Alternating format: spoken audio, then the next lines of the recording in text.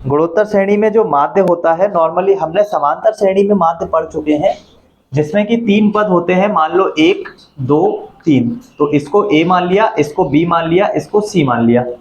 तो ये जो पहला और तीसरा पद है, इन दोनों को अगर जोड़ के हम 2 से विभाजित करें तो जो आंसर मिलता है वो दूसरा पद मिलता है, जो कि कौन है? B है। मतलब A और C को अगर जोड़ें और 2 से विभाजित करें तो आंसर जो मिलता है वो B मिलता है, और इसी को हम लोग बोलते हैं क्या? समांतर माध्य। ठीक। ऐसे ही गुणोत्तर माध्य में क्या होगा कि फर्स्ट टर्म अगर 2 है तो दूसरा वाला कंफर्म 4 होगा और तीसरा वाला 8 होगा, है ना। कुछ इस तरीके से रहते हैं गुणोत्तर श्रेणी में। हर एक पद अपने आने वाले पद का कोई ना कोई मल्टीपल जरूर होता है। तो उस केस में इसको लिखने का तरीका क्या होता है? उसको लिखने का तरीका होता है कि मान लो ये A है, ये B है, ये C है, तो अगर हम B का स्क्वायर करें, मतलब बीच वाले टर्म का स्क्वायर करें, तो वो कितना आएगा? 16। ये अपने आगे वाले और एक पीछे वाले दोनों का मल्टीपल होता है। इसका मतलब अगर मैं यहां से स्क्वायर हटा दूं तो मुझे मिलेगा अंडर द रूट 8 गुणा 2, तब भी कितना मिलेगा? 4 ही मिलेगा। तो बीच वाले टर्म का जो स्क्वायर है वो अपने आइड साइड वाले दोनों का मल्टीपल होता है। ठीक। और इसका अगर स्क्वायर हटा दे तो ये कहां चला जाएगा? अंडर रूट में। ठीक है। और इसी को हम लोग क्या बोलते हैं? गुणोत्तर माध्य। इस B को ही हम लोग क्या बोलेंगे? गुणोत्तर माध्य। ठीक है। तो समांतर हम पढ़ चुके हैं, ये गुणोत्तर माध्य है। और गुणोत्तर माध्य में क्या करते हैं कि हम लोग A, उसके बाद यहाँ पे G और यहाँ पे B ऐसे करके ले लेते हैं। तो फर्स्ट वाले का रेशो सेकंड वाले के साथ और सेकंड वाले का रेशो थर्ड वाले के साथ, जब इन दोनों का मल्टीप्लाई करते हैं तो हमें मिलता है G का square is equal to AB, और G बराबर मिलता है अंडर द रूट AB। तो सारी चीजें मैंने बता दी है। गुणोत्तर माध्य हेडिंग कर लोगे और उसमें ये वाली चीज लिख लोगे, ये वाली। ठीक है कि गुणोत्तर माध्य जो होता है वो अपने आसपास के दोनों टर्म्स का मल्टीपल होता है। ठीक है। और जब ये G हम लोग ओपन करते हैं, जैसे कि ये रूट में है, जब भी ओपन करेंगे प्लस माइनस के साथ करते हैं। ठीक है। मतलब इतना, फिलहाल इतना लिख लो अभी।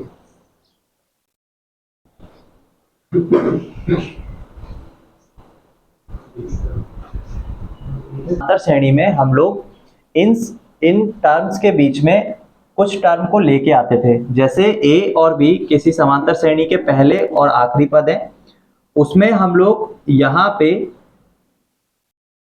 पे जो हम लोग लेकर आते थे समांतर माध्य A1, A2 और A3।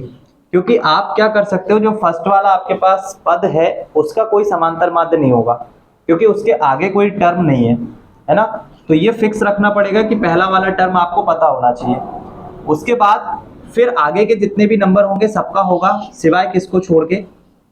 B को छोड़ के, क्योंकि B श्रेणी का कौन सा पद है? सबसे लास्ट पद है। तो इन दोनों, वैसे देखो नॉर्मली इनका जो सबसे बीच वाला टर्म होगा वो इन दोनों का प्लस करके 2 से डिवाइड करने पे आ जाएगा, क्योंकि 1 2 3 4 5 10 तक अगर मैं लेकर जाऊं तो 1 और 10 को जोड़ोगे, फर्स्ट वाला और सबसे लास्ट वाला टर्म जब जोड़ोगे और 2 से डिवाइड करोगे तो उसका कौन सा वाला टर्म आना चाहिए? बीच वाला। ठीक है। तो वो बीच वाला टर्म जब आता है, जब मान लो अगर विषम है तो n+1 करके डिवाइड करते हैं, सम है तो n/2 करके कर देते हैं। इस केस में यहाँ पे फर्स्ट और लास्ट टर्म तो फिक्स रखना पड़ेगा। इसका सेकंड वाले से स्टार्ट हो जाएगा, इसका समांतर माध्य हम निकाल सकते हैं, इसको निकाल सकते हैं, इसको निकाल सकते हैं। निकालने का प्रोसेस क्या है? 2 को ऐड करो और 2 से डिवाइड कर दो, बीच वाला आ जाएगा। तो ऐसे ही, और अगर मैं इनमें समांतर माध्य, अगर मैं बोलूं कि इनके बीच में टोटल n समांतर माध्य है, तो इनमें अवयवों की संख्या कितनी निकल के आती है टोटल? अगर ऐसे ही हम लोग गुणोत्तर श्रेणी के अंदर अगर कुछ गुणोत्तर माध्यों को रखना चाहें तो हमें पहला वाला टर्म और लास्ट वाला टर्म फिक्स करना पड़ेगा। ठीक। उसके अलावा अगर मैं यहाँ पे बोलूँ कि G1, G2, G3 और डैश जो Gn तक के ये जो पद हैं, ये इस श्रेणी में गुणोत्तर माध्य हैं। ठीक है, जिनके वैल्यूज हमें किसी किसी क्वेश्चन के लिए निकालना रहेगा। इस पूरी श्रेणी में अगर हम इसका T ऑफ n का फॉर्मूला लिखें, T ऑफ n एक्चुअल में किसी भी सीरीज का सबसे लास्ट टर्म होता है ना। इस श्रेणी का सबसे लास्ट जो टर्म होगा वो T of N plus two होगा, ठीक है, जो कि एल के भी इक्वल होता है, ठीक है। यहां पे फिलहाल एल का वैल्यू कितना दिया हुआ है, बी। इस गुणोत्तर श्रेणी का अगर प्रथम पद देखें तो प्रथम पद क्या है, ए है। इसका जो सार्वांतर होगा, सार्वांतर इसके लिए बिल्कुल सार्वांतर ही होगा, सार्वांतर तो यहां नहीं निकालते, गुणोत्तर श्रेणी के लिए इसको हम लोग बोलते हैं सार्वानुपात, पदानुपात, ठीक है, सार्वानुपात बोलते हैं। सार्वानुपात जो होगा वो हम लोग मान रहे हैं कि आर है, ठीक। और उसके अलावा इसमें पदों की संख्या कितनी है, एन तो गुणोत्तर माध्य है बीच में, और ए और बी को इंक्लूड कर लोगे तो कितने हो जाएंगे, एन प्लस टू। अब अगर मैं T of N plus two देखना चाहूं तो T of N plus two actual में इस सीरीज का सबसे लास्ट टर्म है। एन प्लस टू के लिए फॉर्मूला में हम लोग इसको एल से भी प्रदर्शित कर सकते हैं, या एल का जो मान है वो सीरीज में क्या है, बी है, ठीक है। यहां लिख देता हूं अंतिम पद कितना है, बी। तो इसका जो फॉर्मूला होता है, नॉर्मली सबसे पहले मैं टी ऑफ एन का फॉर्मूला लिखता हूं, a इंटू आर की पावर n माइनस वन। समांतर श्रेणी में भी यही होता है कि T of N is equal to A plus N minus one into D. हमेशा जो टर्म है, आगे जो आने वाला टर्म है उसके, जैसे टी ऑफ थ्री का वैल्यू निकालना है तो टी ऑफ थ्री के लिए ये जो टर्म है वो बनता है ए प्लस टू डी। ऐसे ही गुणोत्तर श्रेणी में भी टी ऑफ एन के लिए जो फॉर्मूला है ए इंटू आर की पावर एन माइनस वन, उसमें भी आर की पावर एक कम करते हैं, जो भी यहाँ पे एन का मान होता है। फिलहाल एन का मान कितना है हमारे पास, एन प्लस टू। इसके लिए जब फॉर्मूले को ड्राइव करेंगे तो यहाँ पे ए का जो वैल्यू आएगा वो तो ए ही आएगा, और आर की पावर में इस बार n plus two minus one आएगा। अब ये कहां से आया, समझ में आ गया। तो फाइनली जो फॉर्मूला बनता है बी बराबर बनता है ए इंटू आर की power N plus one. Formula actual में ये होता है, बट फिलहाल हमारे पास टोटल जो टर्म है वो n प्लस टू है, इसलिए फॉर्मूला जो है वो ऐसा बना, ठीक। तो यहाँ पे ये जो b का मान है वो कुछ ये होगा, तो इतना लिख लो पहले।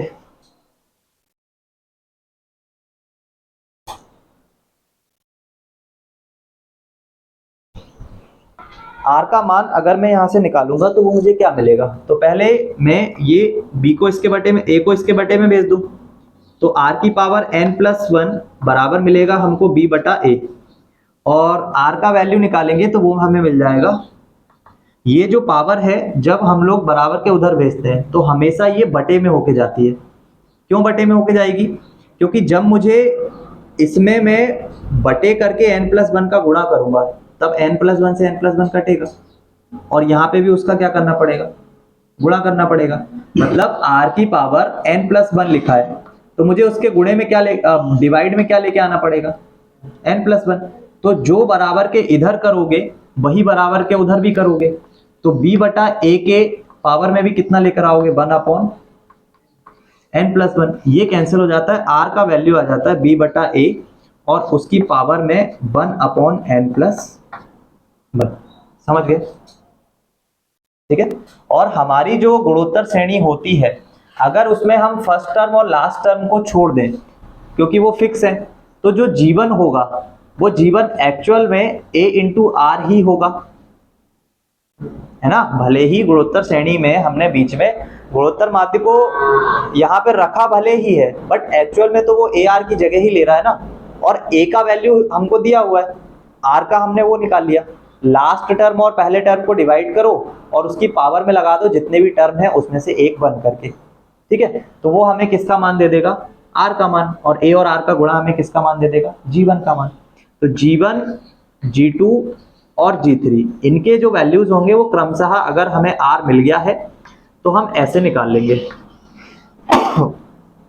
या g1 का वैल्यू हम लोग ऐसे भी निकाल सकते हैं, g बराबर हमने अब भी लिख रखा है ना, under the root a into B, यहां से भी निकाल सकते हैं, ठीक है। और अगर r का मान निकालना चाहे तो वहां से भी, तो a r की पावर 3, ये क्रमशः इनके मान होंगे जिसका लास्ट टर्म gn के बाद b रहेगा।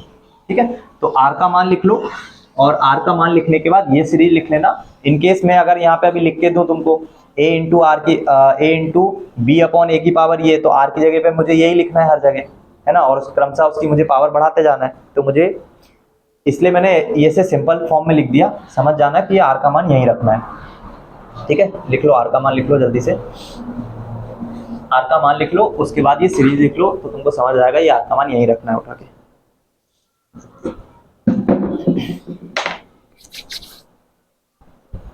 हेडिंग में ये लिख लो, ये यूज नहीं होगा शायद, बुक में नहीं है ना। दो वास्तविक धनात्मक राशियों के समांतर माध्य, समांतर गुणोत्तर और हरात्मक माध्यों के परस्पर संबंध। लिखो हेडिंग में, दो वास्तविक धनात्मक राशियों के, दो वास्तविक धनात्मक राशियों के समांतर कौमा गुणोत्तर और हरात्मक माध्यों में परस्पर संबंध,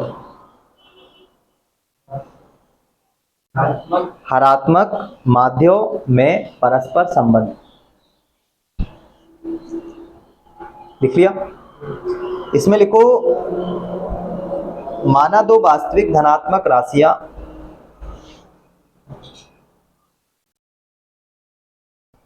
माना दो वास्तविक धनात्मक राशियां ए स्मॉल वाला और बी स्मॉल, ए और बी है, उनके बीच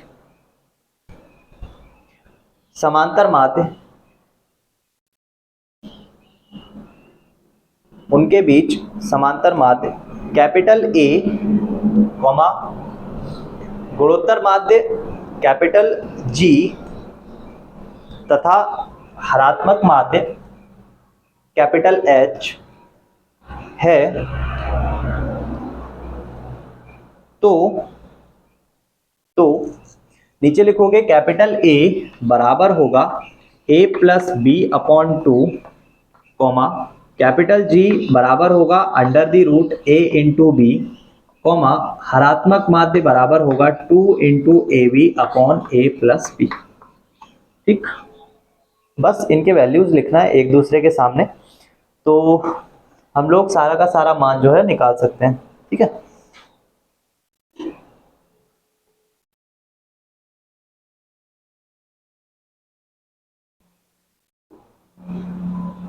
हो गया। अब अगर मैं a और h का मल्टीप्लाई कर दूं, है ना, मैं क्या करूं, a और h का मल्टीप्लाई कर दूं, तो a h के मल्टीप्लाई से हमें क्या मिलेगा, a का जो वैल्यू है वो a प्लस बी अपॉन 2 है, मल्टीप्लाई 2ab के साथ में अपॉन में a प्लस बी है। ठीक, इससे 2 से ये 2 कैंसिल और ab से ab कैंसिल, तो हमें मिलता है a into B. It means कि समांतर माध्य और हरात्मक माध्य का जो गुणनफल होता है वो बराबर होता है जी स्क्वायर के, क्योंकि जी तो एक्चुअल में रूट ए बी के इक्वल है। अगर ए बी बताना है तो ये रूट इसके ऊपर स्क्वायर बन के आएगा, तो a इंटू एच का जो वैल्यू है वो इक्वल आ जाएगा किसके, जी स्क्वायर के। ठीक है, इट मीन्स कि अगर आपको गुणोत्तर माध्य का वैल्यू पता है, हरात्मक और समांतर माध्य का वैल्यू पता है, तो आप हरात्मक निकाल सकते हो। मतलब इन तीनों में से किसी भी दो का अगर पता है तो एक का निकाल सकते हो। ठीक है, या जी का अगर वैल्यू देखोगे तो वो अंडर द रूट क्या आ जाएगा, a इंटू एच। ठीक है, इसके बाद सेकेंड चीज ये लिख लो, पुनः अगर हम a माइनस जी निकालें, अगर हम a माइनस जी निकालें, क्योंकि नॉर्मली ये भी पता होना चाहिए कि समांतर माध्य, गुणोत्तर माध्य और हरात्मक माध्य, इन तीनों में सबसे बड़ा कौन, हमेशा सबसे बड़ा कौन रहेगा, फिर उससे छोटा कौन रहेगा और सबसे छोटा कौन रहेगा। ये रिलेशन ऑब्जेक्टिव में आता है तुम लोगों को, तो अच्छी तरह देखना। सबसे पहले हम कर रहे हैं a में से माइनस को g, दूसरा नंबर पुनः डाल के लिख लेना, a में से माइनस कर रहे हैं g, a का जो वैल्यू है वो a प्लस बी अपॉन 2 है, और माइनस का हमारे पास अंडर द रूट कौन है, a इंटू बी है। अगर हम इसमें 2 का गुणा कर दें तो हमें मिलेगा a प्लस बी माइनस का 2 under the root A B और बटे में आ जाएगा 2। Under the root A B का मतलब ही ये होता है कि आपके पास एक ए है रूट में, एक बी है रूट में, और उनको आपस में लिख सकते हो ए इंटू बी। ठीक है, तो इधर पे फॉर्मूला बनता दिख रहा होगा। अगर मैं इसको लिख दूं रूट ए का होल स्क्वायर और इसको मैं लिख दूं रूट बी का होल स्क्वायर और इसको हम लोग लिख दें 2 के साथ under the root A multiply under the root B और पूरे के बटे में 2, तो हमें मिलेगा हाफ के साथ under the root A minus under the root B का होल स्क्वायर। ठीक है, जो कि हमें मिल जाएगा a माइनस जी का वैल्यू। ये बिल्कुल भी कंफर्म नहीं है यहाँ पे कि ये रूट ए नेगेटिव है या रूट बी नेगेटिव है। ठीक है, हम लोग फॉर्मूले को बना रहे हैं इसलिए किसी को भी नेगेटिव साइड पे रख सकते हैं।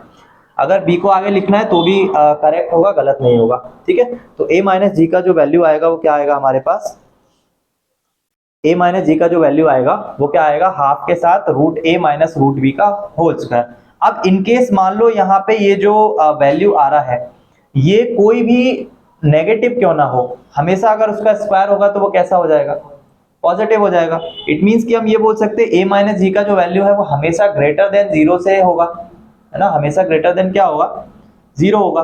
0 भी हो सकता है ना, बट इक्वल का मार्क लगाया नहीं है इन लोगों ने, 0 भी हो सकता है। लेकिन फिलहाल इसको देख के ये तो समझ आ रहा है कि ये जो वैल्यू है ये हमेशा एक कैसा होगा, एक धनात्मक मान। अगर ये एक धनात्मक मान होगा इट मींस कि a माइनस जी का जो वैल्यू है वो ग्रेटर देन होगा 0 के, और अगर मैं g को वहां ले जाऊं तो मुझे a ग्रेटर देन मिल जाएगा किससे, g से, ले जा सकते हैं ना वहां पे, तो a का वैल्यू ग्रेटर देन मिल जाएगा किसके, g के। मतलब ये तो कंफर्म हो गया कि हमेशा समांतर माध्य में a का जो मान है वो हमेशा गुणोत्तर माध्य से ज्यादा होगा। ठीक, इसको नोट डाउन करो। इसके बाद g में से हम h को माइनस कर लेंगे और पता लगा लेंगे g और h में कौन बड़ा है। लास्ट में अगर g मान लो बड़ा आता है h से तो a तो ऑलरेडी उससे बड़ा है, तो फिर g से छोटा कर देंगे किसको, h को।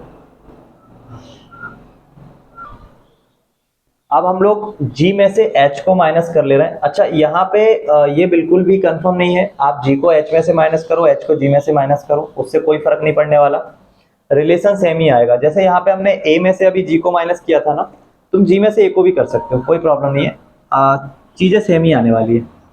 तो दूसरे नंबर पे इसके बाद हम लोग क्या कर रहे हैं, इसके बाद पुनः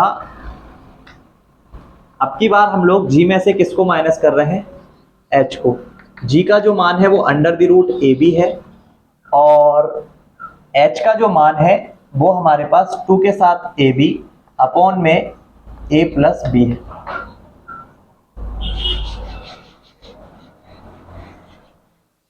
ठीक है, तो क्रमशः इनका ऊपर की तरफ मल्टीप्लाई करने से रूट ए बी के बटे में अगर ए बी को ले लें तो 2 under the root A B और a प्लस बी। ठीक, इन दोनों में हम लोग रूट जो a प्लस बी है इसको हम लोग कॉमन ले रहे हैं। तुमको ये ड्राइव करके नहीं दिखाना है कहीं पर भी, है ना, तुम्हारे को जो लास्ट में रिलेशन आएगा सिर्फ उसको ध्यान रखना है। ये जो ए बी है इसको हम लोग कॉमन ले रहे हैं, इस ए बी को नहीं, रूट ए बी को हम लोग कॉमन ले रहे हैं, रूट ए बी के साथ इस a प्लस बी को भी कॉमन ले रहे हैं। तो होगा क्या कि रूट ए बी को आपने कॉमन लिया तो इसकी जगह पे तो आपके पास 1 बचेगा, और अपॉन वाला a प्लस बी भी कॉमन लिया तो यहाँ पे 1 की जगह पे a प्लस बी को लाना पड़ेगा। ठीक है, a प्लस बी को 1 की जगह पर लेकर आए, जैसे ही मल्टीप्लाई करोगे ये पूरा कट जाएगा a प्लस बी और रूट ए बी यहाँ पे आ जाएगा। फिर आपने यहाँ से a और b से कॉमन क्या लिया है, इस नीचे वाले को और इस ऊपर वाले को भी, तो तुम्हें यहाँ पे रूट 2 के साथ रूट के अंदर कौन मिलेगा, क्योंकि इन दोनों a को तुम लोग लिख सकते हो, a और b को तुम लोग लिख सकते हो root a multiply root a, और इसको लिख सकते हो root b multiply root b। तो एक रूट a कॉमन ले लिया, एक रूट b कॉमन ले लिया, तो हमारे पास 2 बचेंगे, दोनों को साथ में भी लिख सकते हैं, है ना। वापिस से ये फॉर्मूला बनता दिख रहा है। यहाँ पे देखो रूट का वैल्यू a प्लस बी जो लिखा है a इंटू बी, ये रूट का वैल्यू हमेशा पॉजिटिव ही होना चाहिए क्योंकि रूट हमेशा प्लस के वैल्यू से ही बाहर आएगा, तो ये पॉजिटिव होगा। उसके अलावा ये a प्लस बी के मान से हम अभी कुछ नहीं बोल सकते, बट यहाँ पे जो ये वैल्यू आएगा ये वापस से रूट ए और रूट बी का whole square, root A minus root B का होल स्क्वायर, है ना। तो यहाँ पे हमें क्या मिल रहा है, g माइनस एच का वैल्यू भी हमेशा धनात्मक मान,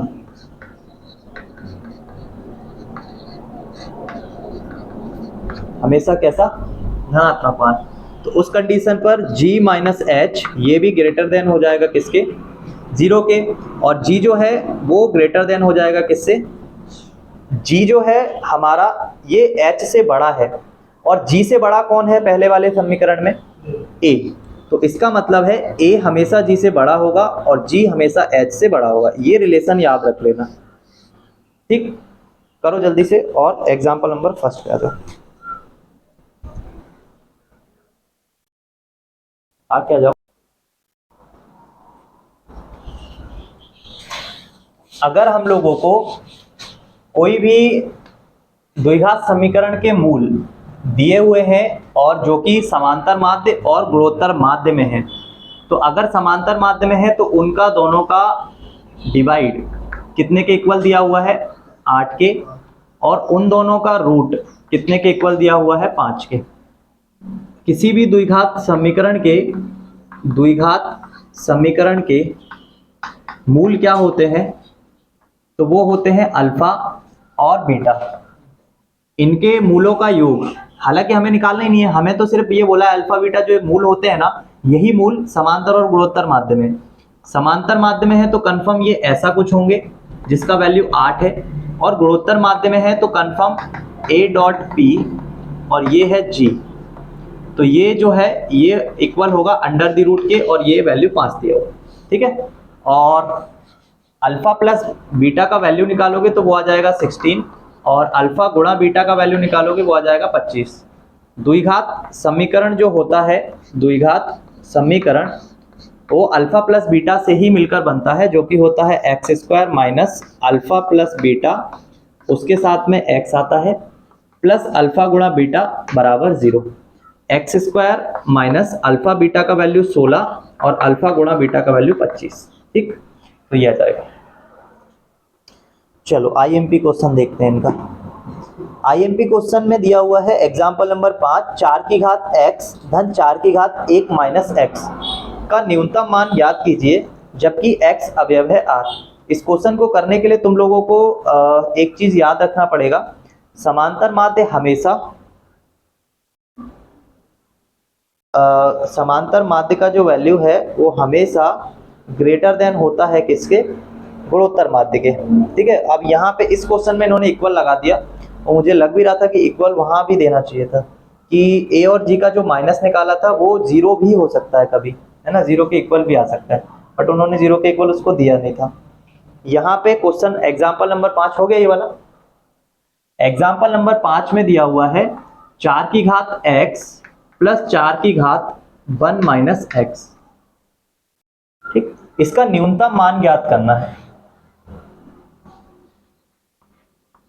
न्यूनतम मान ज्ञात करो।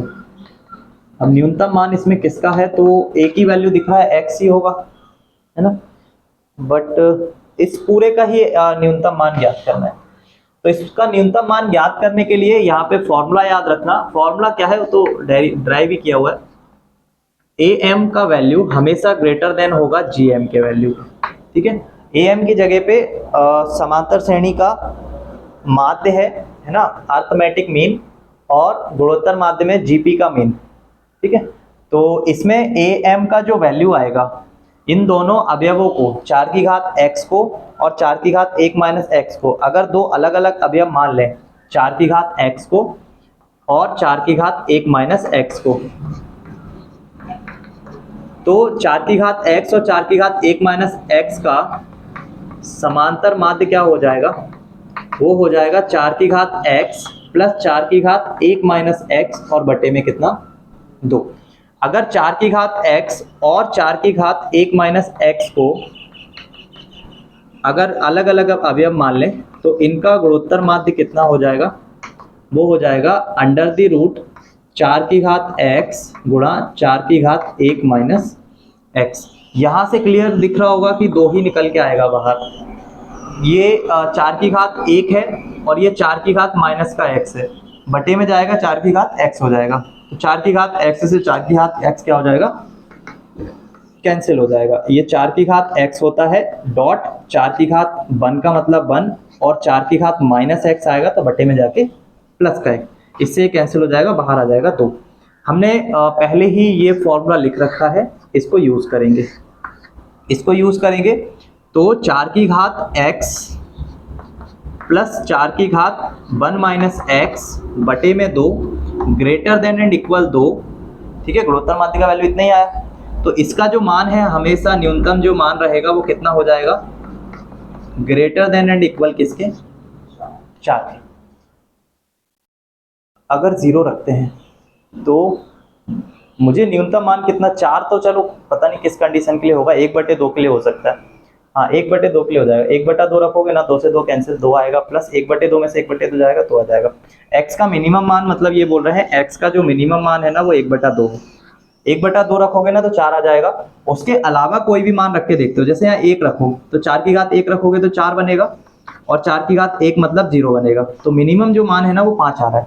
x बराबर 1 के लिए मिनिमम मान 5 आ रहा है और माइनस का रख नहीं सकते, रखोगे तो सॉल्व हो जाएगा। x की पावर 0 रखोगे तो भी मिनिमम मान 4 मिलेगा। x की पावर में अगर यहाँ 0 रखते हो तो 0 का मतलब ये हो जाएगा 1 और यहाँ से मिलेगा 4, तब भी 5 आएगा मिनिमम मान। x का मान 0 रखने पर भी मान कितना मिल रहा है, 5 मिलेगा। और हाफ रखोगे ना तो हाफ का मतलब है 2 की घात 2, तो 2 से 2 कैंसिल हो जाएगा, 2 मिलेगा। उसके बाद उसको सॉल्व करोगे वहां से भी 2 मिलेगा, तो ये कितना आ जाएगा, 4। इसके अलावा शायद कोई छोटा मान मिल नहीं रहा होगा, हम भी मान लेंगे नहीं मिल रहा होगा, है ना। x की पावर माइनस का 1/2 रख के देख लेना, माइनस का 1/2 3/4 मिल तो जाएगा छोटा मान। ठीक है, हालांकि ठीक है न्यूनतम मान यही दिया हुआ है तो अब हम यहीं तक जाएंगे। लिख लो जल्दी से इसको, IMP क्वेश्चन है। एग्जाम्पल नंबर 6 के अंदर गुणोत्तर श्रेणी का प्रथम पद और आखिरी पद दिया हुआ है ना, प्रथम पद और आखिरी पद दिया हुआ है। ऐसी दो संख्याएं ज्ञात कीजिए जिनको 3 तथा 81 के बीच रखने पर, 3 तथा 81 के बीच रखने पर प्राप्त अनुक्रम एक गुणोत्तर श्रेणी बन जाए। तो एग्जाम्पल नंबर 6 किस किस के बीच रखना है, 3 के बीच में और 81 के बीच में। तो 3 और 81 के बीच में रखना है, G1 G2 G3 डैश। अब कहां तक होंगे ये तो अभी फिलहाल क्लियर नहीं है, ठीक है ना। कंफर्म है गुणोत्तर श्रेणी के बीच में रखना है, तो यहाँ पे फॉर्मूला हम यही वाला यूज कर सकते हैं। T of n is equal to L होता है बराबर 81 दिया हुआ है, A into R. A into R का मतलब A, R का वैल्यू गुणोत्तर श्रेणी के जो द्वितीय पद है उसमें हमें डिवाइड करना पड़ेगा पहले पद का, तो वो अभी हमारे पास है नहीं। A का मान है 3, R का मान हमारे पास है नहीं और R की पावर में आ जाएगा n-1। ठीक, 81 को 3 से डिवाइड करोगे 27 आएगा। 27 का मतलब होता है 3 की घात कितना, 3। तो 3 को इससे डिवाइड करोगे 27 आएगा, जो कि बराबर होगा r की घात n-1 के। और 27 मतलब 3 की घात 3 और r की घात n-1। तो r का मान n-1 का मान मिल जाएगा हमें 4 और n का मान मिल जाएगा 4 और r का मान कितना मिल जाएगा हमें, 3। अच्छा, यहाँ पे टर्म्स की संख्या भी दी हुई है। ऐसी दो संख्याएं ज्ञात कीजिए, कंफर्म हो गया। ऐसी दो संख्याएं ज्ञात कीजिए का मतलब क्या हुआ कि टोटल संख्याएं कितनी हैं, 4 ही हैं। दो संख्याएं ज्ञात करना है किनके बीच में, 3 और 81 के बीच में। तो फिर संख्याएं कंफर्म हो गई कितनी, 4। और संख्याएं कंफर्म हो गई तो यहाँ पे हम n का मान कितना रख सकते हैं, वो वैसे भी 4, n का मान वैसे भी 5 ही आ रहा था। T ऑफ 5 के लिए निकालेंगे तभी तो T ऑफ 4 यहाँ पे रखेंगे। तो यहाँ पे फॉर्मूला ये दिख गया, बाकी सब दिख गया। R का मान कितना आ जाएगा, ये कैंसिल होके 3 बचेगा, तो R का मान कितना आ गया, आर का मान आ गया। अब हम गुणोत्तर श्रेणी का कोई भी टर्म निकाल सकते हैं, क्योंकि ये जो G1 होता है एक्चुअल में A इंटू आर होता है, और ये जो G2 होता है वो A इंटू आर का स्क्वायर होता है। इट मीन्स कि 3 के बाद A इंटू आर का मतलब कितना हो जाएगा, 3 3 9, फिर A इंटू आर का स्क्वायर मतलब 9, और उसमें A का गुणा मतलब 27, और उसके बाद वैसे भी इनमें अगर 3 3 का गुणा करें तो लास्ट में यही सीरीज बन के निकल के आएगी। ठीक है, तो हो गया यहाँ पे, करो जल्दी से। 91 लिख रखा है, 81 आएगा वहाँ पे।